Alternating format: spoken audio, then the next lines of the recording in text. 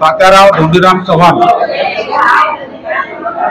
गाव कचनेर तांडा, तालुका जिल्हा छत्रपती संभाजीनगर आणि सध्या माझं वास्तव्य आहे राजेशनगर बीड बायपास देवळाई परिसर छत्रपती संभाजीनगर या ठिकाणी राहतो आहे।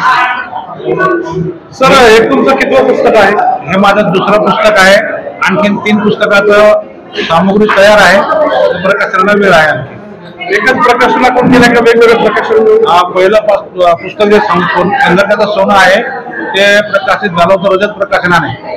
आता हे दुसरं पुस्तक आहे, हे त्यांच्याचकडे दिलं होतं, परंतु काही कारणास्तव त्यांच्या वैद्यकीय अडचणीस्तव त्यांनी नाकारलं, म्हणून मग यांच्याकडे दुसऱ्या कैलास पब्लिकेशन कडून केलं।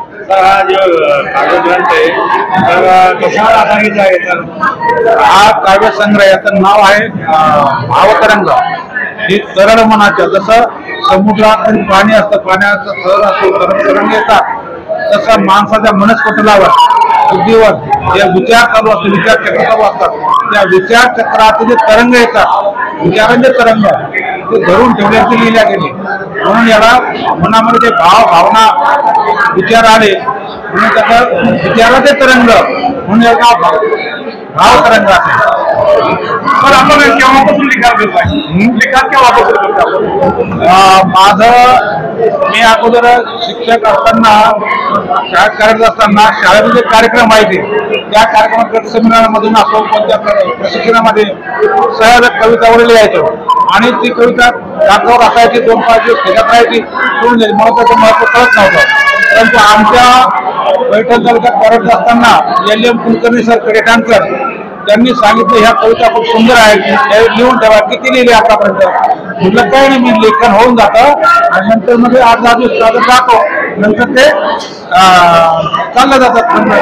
तर LM कुलकर्णी सर आज वारले, म्हणजे आज नाही, अगोदर वारले वर्षभरापूर्वी, ते आज नाहीत, म्हणून त्यांनी सांगितलं होतं की ह्या कविता जपून ठेवायचा काव्यसंग्रह होईल। आज ते नाहीत, परंतु काव्यसंग्रह होत आहेत आणि ही बाब खाडेसरांना माहीत आहे। काव्यसंग्रहाच्या माध्यमातून लोकांना काय संदेश दिलेला आहे? तर आपल्या सभोवती जे दैनंदिन जीवनात जे चालू असतं त्याच्यामध्ये त्यामधून आपण काय सुधारणा करू शकतो, लहान लहान उदाहरणातून, लहान लहान कृतीतून आपण चांगलं करू शकतो। उदाहरण द्यायचं झालं तर समजा रोडचं काम चालू असतं, रोडचं कामप्लीट केलेलं असतं, त्याच्यावर त्याला पाणी झिरपण्यासाठी पोते टाकले असतात आणि ते पोते टाकले तर पाणी टाकतात, परंतु कधी कधी पोते गोळा होतात, कुणी चालणार जातात का नाही, त्याच्यामुळे तिथे काही जागा उघडी पडत, त्याला पुरेसं पाणी मिळत नाही।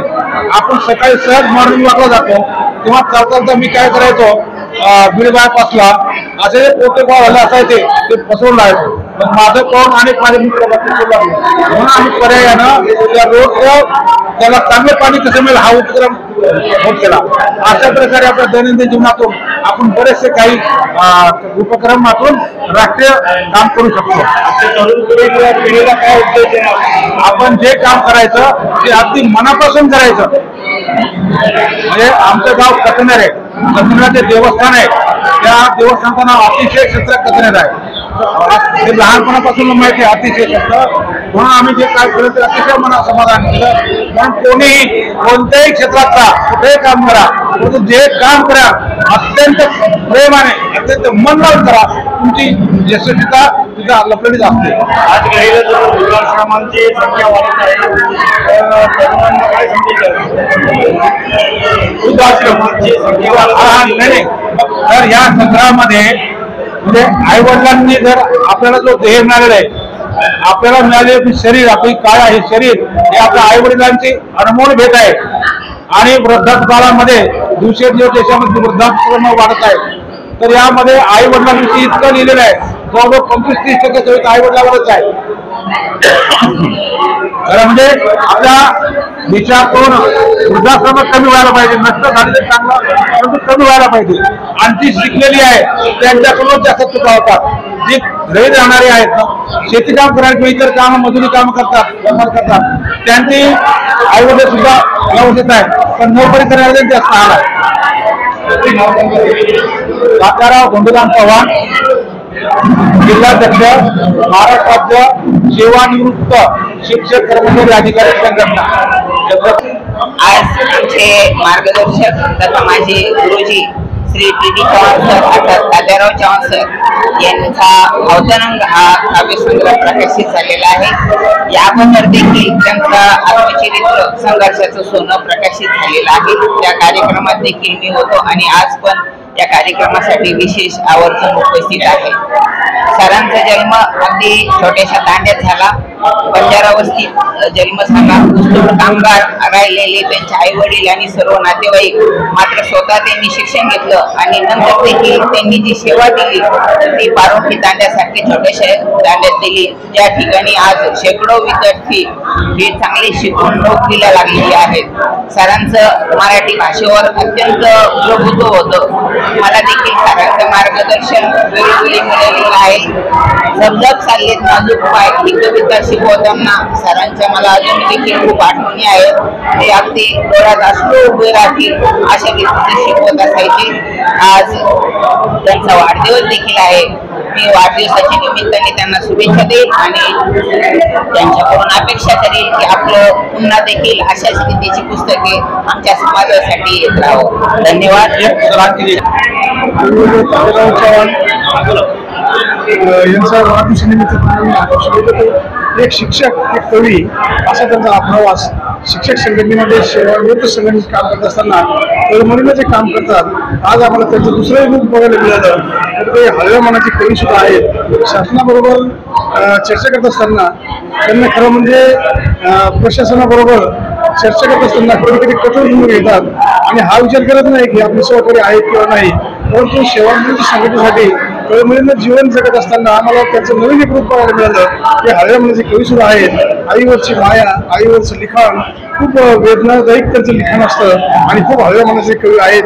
त्यांना मी या 65व्या वर्षाच्या त्यांचं वय झाल्यानंतर त्यांना एक हार्दिक शुभेच्छा, त्यांचं आज अभिचिंतन करतो आणि आमच्या संघटनेतर्फे कोटपा तालुक्याच्या राज्य असेल या शिक्षक कर्मचाऱ्यांतर्फे मी त्यांना अधिक अशा वाढदिवसाच्या शुभेच्छा देतो। धन्यवाद।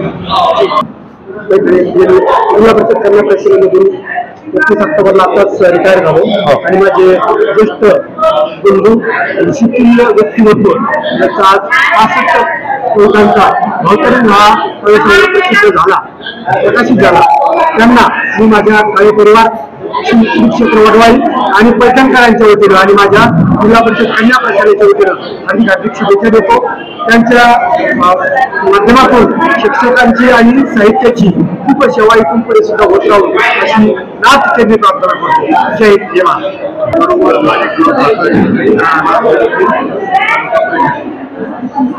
आज माझे शाळेचे वर्ग, बीएडचे वर्ग,